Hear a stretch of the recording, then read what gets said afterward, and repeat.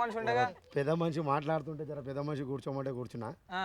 ఇంకా ఆయన కంటే పెద్ద మనిషి గాను ఆయనే పెద్ద మనిషి అంటే పార్టీలో పెద్ద మనిషి. పార్టీ పెద్ద మనిషి చెప్పే ఇక మరి ఏంది ఇక ఇప్పటిదాకా అంటే ఇక ఆయన గట్ల చెప్పిండు.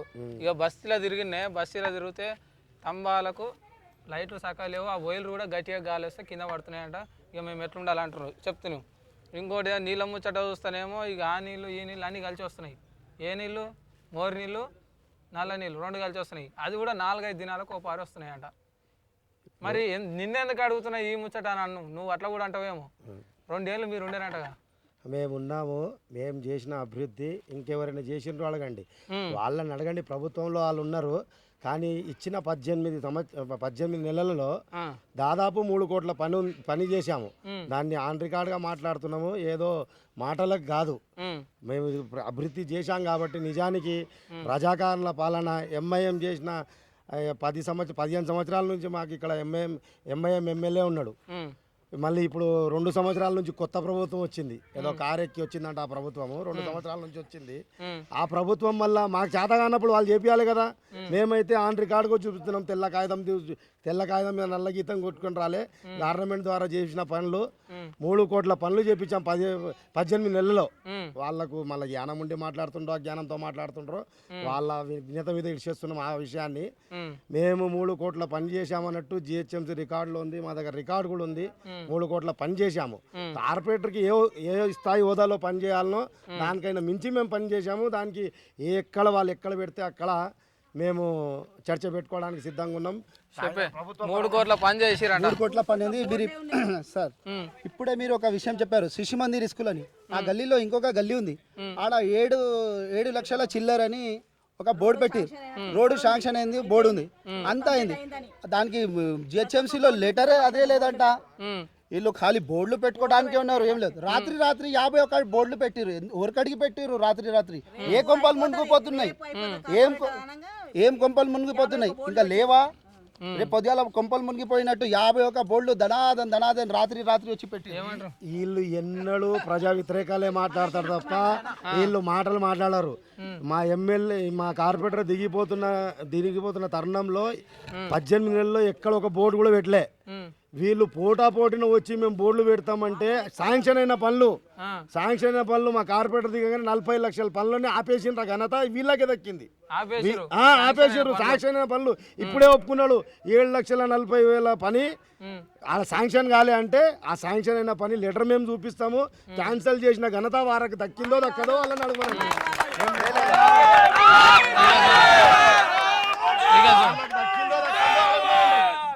శాంక్షన్ అయిన పని మేము చూపిస్తాము, క్యాన్సిల్ చేసిన ఘనత మీకే దక్కింది. 51 పెట్టిన బోల్డ్ రాత్రి ఏ కొంపలు మునిగిపోతున్నాయని పెట్టించారు. అది ఫస్ట్. ఇంకో విషయం, అది 7 లక్షలు అంటారు కదా. పని అయితే పని చేసి మాట్లాడమనండి, గతంలో ఏం చేసిన కేసీఆర్ గారు అభివృద్ధి పనికి ఎప్పుడు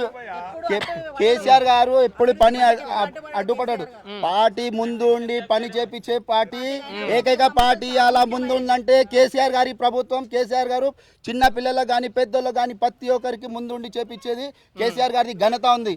ఇలా పింఛన్లు ఉన్నా కానీ, ఇలా ఏ వీడియో పింఛన్లు కానీ ఏదన్నా ఇప్పించేది. రేషన్ బియ్యంలో ఇలా 6 కిలోల బియ్యం ఇచ్చింది. ఎవరికి ఇస్తారు? గతంలో మీరు చూశారు 200 పింఛన్ 200 ఇవ్వడానికి 3 నెలలు తిప్పుతుండే. ఈ రోజు ఆ సమస్య లేదు. కరెక్ట్ 10 తారీఖు ఏటీఎంలో పడుతుంది. ఇలా అమ్మ నాయనలు ఎంత కూర్చున్నారో అడగండి, తాత ముత్తాతలకు ఎవరికి రాలేదు. 10 తారీఖు ఏటీఎంలో టక్ మని పోయి తీసుకొని వస్తారు. ఇంకో విషయం, ఇలా కోడలు రాతమ్మ నాయనమ్మ అని పిలిచి అన్నం ఇస్తుంది. ఎందుకు ఇస్తుంది? 1000 రూపాయలు టక్కుమని వస్తున్నాయని. కేసీఆర్ పెద్ద కొడుకు అంటుర్రు. ఇలా ఇంటికి పోతే ఆ వాస్తవాలు తెలుసుకొని మాట్లాడాలి. సరేనే ఇక ముచ్చట అట్లున్నది. సరేనే ఇక మీ బస్సులకు ఆ ముచ్చట అట్లున్నది. మరి చెప్పు, మీ ఇద్దరు సోపతి ఎట్లుంది? సైకిల్ తిప్పుది సైకిల్ తిప్పుదా? మా సోపతికి ఏం లేదు. ఖచ్చితంగా జిహెచ్ఎంసీ మీద మేమే మా పతాకాన్ని ఎగిరేస్తాము. వాళ్ళు మాట్లాడేటప్పుడు మల్లన్న కూడా చూస్తున్నాడు. ఏడ 2 పడగల గదిలు ఇచ్చిర్రు, ఆయనకు తెలుసు. అలా ఏడ ఇచ్చిర్రో వాళ్ళకి చెప్పమను. మేము ప్రభుత్వంలో ఉన్నాము. ఎన్డీ హయాంలో దత్తాత్రేయ గారు వాల్మీకి ఆవాస్ యోజన కింద ఉన్న ఇళ్ళకే వాళ్ళు ఇంకా అది చేస్తలేరు, పూర్తి చేస్తలేరు. డబుల్ బెడ్రూమ్లలో కూడా ఏమో 2 లక్షల చిల్లర మీ వాళ్ళు మా వాళ్ళే ఇస్తుర్రు. దాంట్లో మా వాళ్ళు ఇస్తుర్రు. రూపాయి కిలో బియ్యంలో మా వాళ్ళు ఇస్తుర్రు. 1000 రూపాయల పింఛన్లో 500 మావే. వీళ్ళకి తెలియకుండా వీళ్ళు మాట్లాడదా పోతే ఎవరు వినేటట్టు కాదు. అర్థమైనా?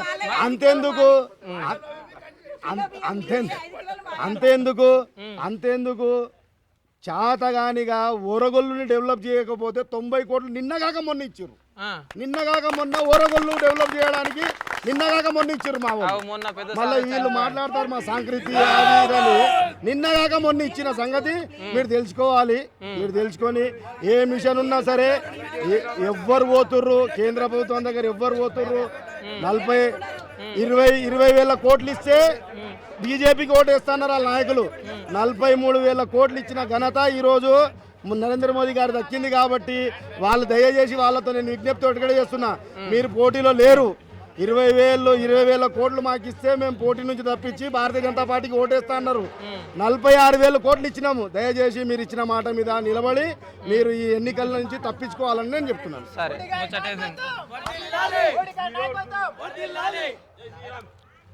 ఇక చెప్పే మరి ఇక ఈ బస్తీలో ఇక ముచ్చట ఇచ్చిపెట్టు కానీ ఈ బస్తీలో కార్ జోరు ఎట్లుంది? బస్తీలలో చాలా మంచి ఉంది కార్జోరు. ప్రతి గల్లీలో ప్రతి ఇంటికో పోతే బ్రహ్మదరథం పడి మంచి అందరూ పుష్పరంగా అన్న మేము ఉందాము, మీరు ఎందుకు టెన్షన్ పడుతున్నారు, ఈ గల్లీలో రాకపోయినా పర్వాలేదు, మేము ఓటేస్తాము, ఈ గల్లీ మొత్తం మేము చూసుకుంటాము అని ప్రజలే అంటున్నారు. ప్రజలు స్వయంగా ఓటేస్తారని వాళ్ళే స్వచ్ఛతంగా ముందు వచ్చి ఓటేస్తారని వాళ్ళు చాలా సంతోషపడుతున్నారు.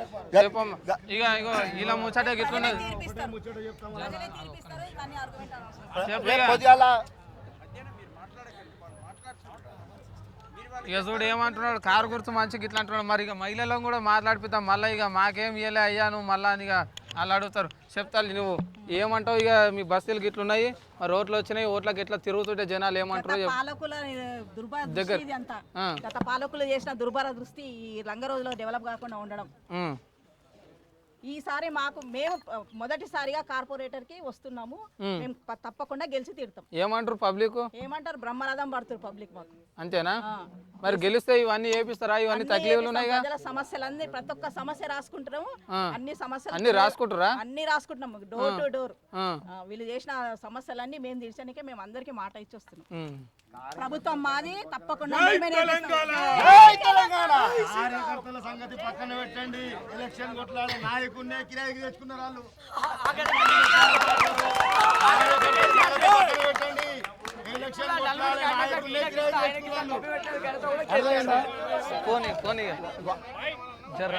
ఒకరు మాట్లాడుతున్నాం.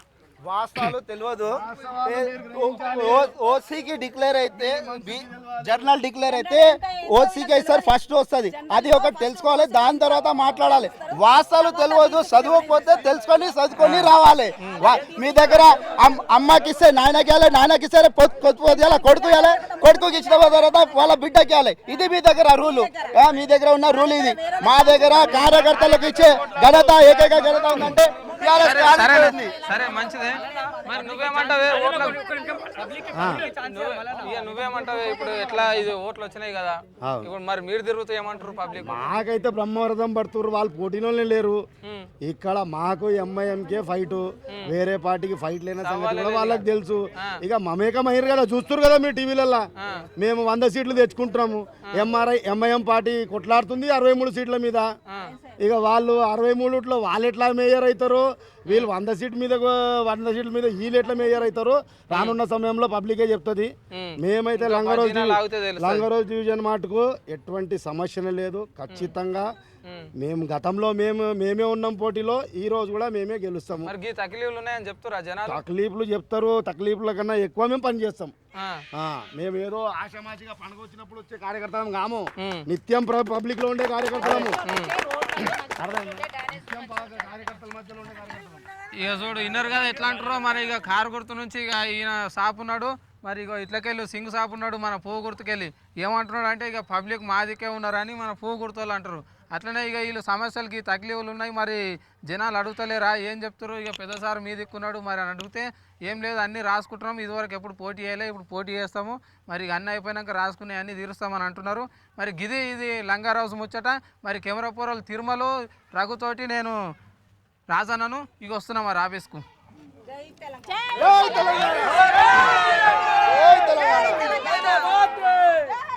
ఎక్కడ ఉంది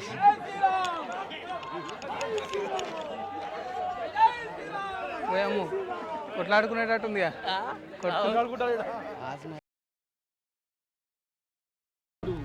తన సంఘంలో ఎద్దు వలె పెద్దగా ఉండి మోకాళ్ళ వద్ద పడి ఉండు ఈ సింగన్న